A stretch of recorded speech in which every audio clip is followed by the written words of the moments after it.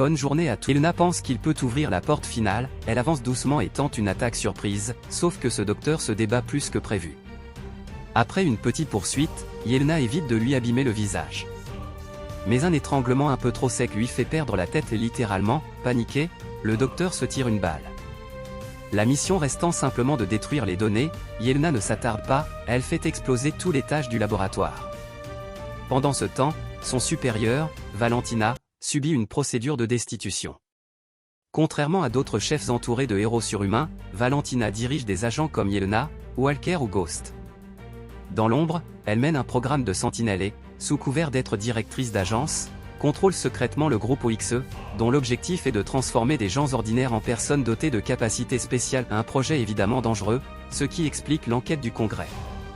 Pour sauver son poste, elle a donc envoyé Yelena détruire les données compromettantes. Mais pour Valentina, l'existence même de ces agents est déjà une preuve à charge. Elle attribue alors une nouvelle mission à Yelena, éliminer Ghost dans sa base secrète. Grâce à l'autorisation officielle, Yelena accède sans difficulté à la base. Par un ascenseur interminable, elle atteint la salle finale et découvre les archives d'expériences humaines menées par Valentina. Elle s'apprête à les récupérer quand Walker surgit, arme levée. Yelena ne comprend rien, à le voir, il est venu la tuer. Peu importe la cible réelle, elle doit d'abord sauver sa peau. C'est alors que Mimic, maître du mimétisme, débarque et expédie Walker d'un seul coup. Habitué à manier n'importe quel style de combat, il représente l'un des meilleurs combattants non superdotés.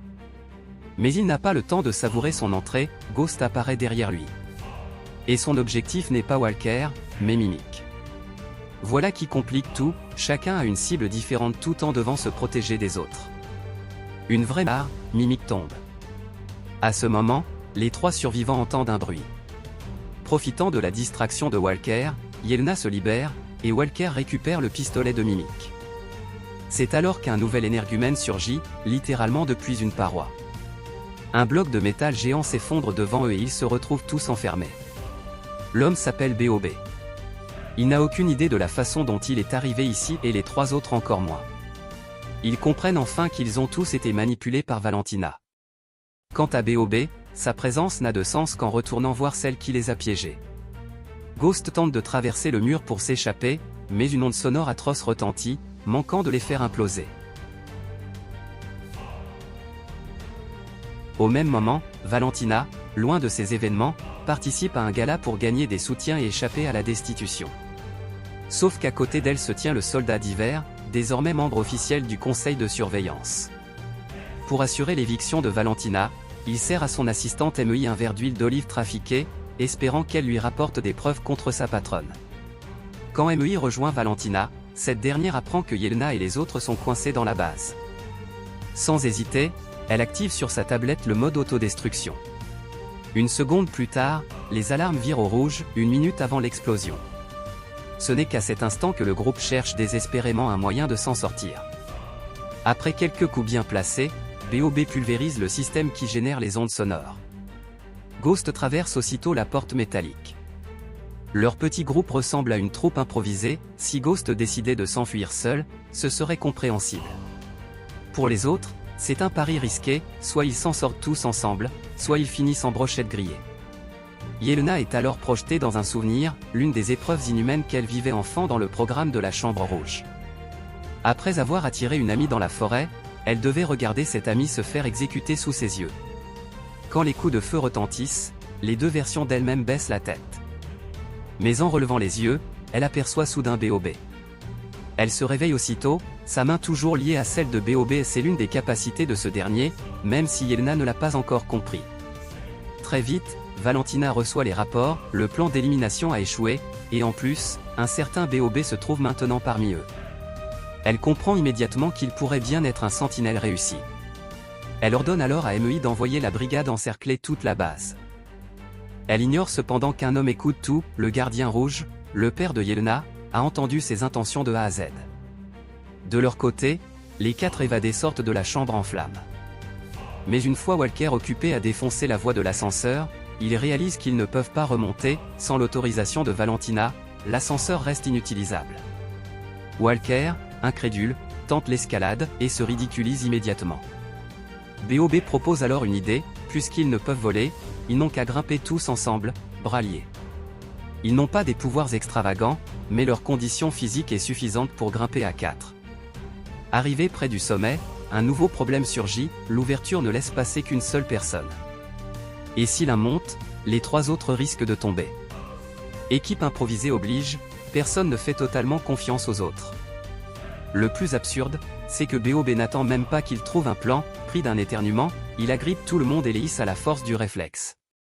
Miracle improvisé. À l'extérieur, des troupes armées se massent déjà. Le groupe se répartit les rôles, Ghost doit trouver un véhicule, Walker se charge d'un bataillon, tandis que Yelena et BOB en affrontent un autre. En bonne combattante, Yelena assure le combat, même avec un boulet adorable dans les pattes. BOB, lui, manque de se faire descendre par Walker tant il panique au milieu du chaos. Après avoir neutralisé la première vague de force spéciale, ils enfilent leurs uniformes et quittent la zone en marchant comme si de rien n'était. En passant près de Valentina, ils retiennent tous leur souffle pour ne pas se faire repérer. Heureusement, Ghost n'est pas partie seule, elle a mis la main sur un véhicule blindé. Mais ils oublient une chose essentielle, en pleine opération offensive, une voiture quittant la base semble plus que suspecte. Le soldat de garde demande à Walker ses papiers. C'est là que BOB, caché dans le fourgon, a une idée. Alors que Walker et les autres s'apprêtent à forcer le passage, une rafale retentit. Les soldats paniquent, oublient les vérifications et courent vers l'origine des tirs. Quand Ghost rejoint l'arrière du véhicule, BOB a disparu. La découverte la dévaste, mais ils n'ont pas le luxe d'abandonner l'occasion qu'il leur a offerte. Personne n'imaginait que BOB, loin d'être mort, venait en réalité d'activer son véritable pouvoir. Ancien vagabond brisé par la vie, il avait été enrôlé de force comme père soldat. Le lendemain, les hommes de Valentina le retrouvent inconscient au fond d'un cratère et l'emmènent. Elle compte désormais le rallier à sa cause et lui faire porter la bannière d'une nouvelle équipe. Pendant ce temps, les 3 autres n'ont toujours pas quitté la zone désertique, Ivan se rapprochant à travers la lunette arrière. Il ordonne au vieux conducteur d'accélérer, mais le véhicule n'avance pas plus vite. Pour sauver l'honneur, le gardien rouge hurle à Ghost de lui passer la vodka, non pas pour célébrer, mais pour bricoler une bombe improvisée. Les poursuivants se rapprochent, et Yelena, agile, sort du véhicule et tire un coup. À leur stupeur, la première voiture ennemie explose dans les airs comme propulsée par une mine. Même elle reste bouche bée, comment une arme aussi, un symbole nouveau. Pour un homme qui a passé côté, les 4 zigotos viennent d'être arrêtés par le soldat d'hiver. À ses yeux, ils sont tous des agents de Valentina, et donc les preuves parfaites pour l'accuser. Mais Yelena lui explique qu'eux aussi ont été manipulés, et que leur priorité n'est plus seulement de renverser Valentina, mais surtout de sauver BOB. Au début, le soldat d'hiver n'en croit pas un mot, jusqu'à ce que MEI l'appelle et lui révèle tout le plan de Valentina. Il réalise alors que l'affaire est bien plus tordue qu'il ne l'imaginait. Soupirant d'exaspération, il rassemble quand même tout le monde, pour arrêter Valentina, ils devront frapper ensemble. Dans leur tête, affronter Valentina, c'est juste combattre quelques mercenaires, alors ils n'élaborent aucun plan. Zéro préparation. Une fois dans la tour, ils foncent tête baissée, dégommant les gardes comme si c'était un échauffement. Valentina comprend vite que leur envoyer plus d'hommes ne servira à rien. Par haut-parleur, elle interrompt les combats et les invite directement au sommet. Entièrement équipée, l'équipe débarque dans son bureau. Valentina ne bronche même pas, elle les provoque un par un, ironique et méprisante. Puisqu'elle n'a pas réussi à les pousser à s'entretuer la première fois, elle est prête à recommencer ici. Le soldat d'hiver n'écoute plus ses discours, il pose son verre et s'avance pour l'arrêter. Mais d'un coup, son corps se fige. Quelqu'un le contrôle. BOB descend lentement les marches, méconnaissable. Il est devenu un être entièrement nouveau, télékinésie mentale, invulnérabilité, vitesse supersonique, un monstre de puissance. Valentina jubile, selon elle, BOB à lui seul équivaut à toute une équipe de super guerriers. Walker, qui tient à sa fierté, tente quand même de l'affronter. Mauvaise idée, il se fait envoyer voler sans la moindre résistance et prend l'ascenseur pour fuir tant la différence de niveau est ridicule. Voyant cela, Valentina ordonne à BOB d'éliminer tout le monde. Mais BOB refuse. Il demande pourquoi, maintenant qu'il est devenu un quasi-dieu, il devrait continuer à obéir. Cette phrase suffit à faire trembler Valentina. Elle comprend qu'elle a créé quelque chose qu'elle ne contrôle plus. Elle tente alors un dernier recours, un détonateur caché. Un son électrique claque. Le V-bombe, implanté dans le corps de BOB, explose. BOB s'effondre, inerte. Valentina, exténuée mais vivante, ordonne à MEI d'envoyer une équipe pour récupérer le corps. Mais elle se trompe lourdement. Le corps de BOB est indestructible, et son explosion interne libère une version sombre de lui-même, BOB noir, une forme d'énergie chaotique. À l'extérieur, Walker a déjà quitté la tour. Face au pouvoir de BOB, ils savent très bien qu'ils n'auraient jamais dû ressortir vivants. Ils ne sont pas des héros officiels, la Thunder Squad, ce n'était même qu'un vieux nom d'équipe de foot de Yelena. Puisqu'ils ont été réunis n'importe comment, se séparer n'a rien de dramatique. Chacun s'éloigne. Yelena, en pleine discussion avec son père le gardien rouge, remarque soudain les passants lever les yeux vers le ciel. Elle lève la tête à son tour, et se fige. Dans les airs flotte BOB, ou plutôt sa forme de vide-vivant. Les soldats de Valentina tentent de l'attaquer. BOB lève une main, et les dissout en poussière.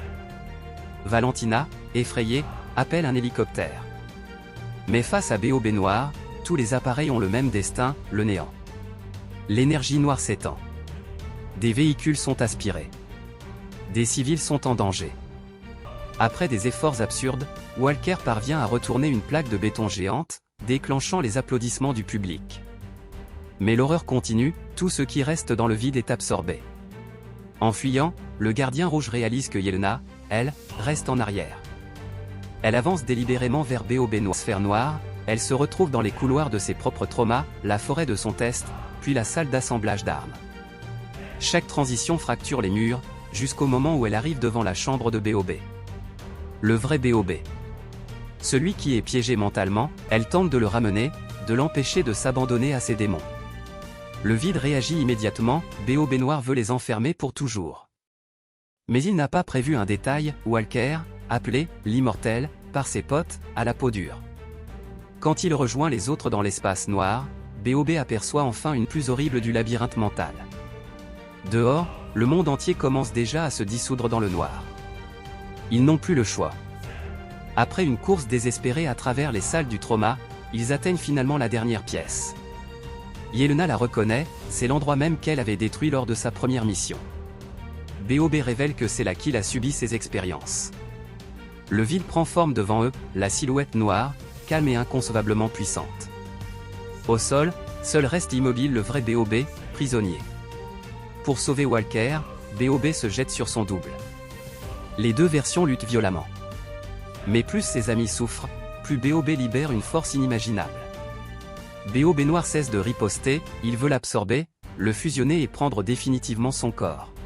Vie et l'amitié qui le lie au groupe, il ressurgit, la presse est là. Valentina, sans honte, annonce que son équipe vient de sauver le monde. Elle obtient une pluie de votes en sa faveur et transforme Walker en héros public, une manœuvre qui l'immunise contre une arrestation immédiate.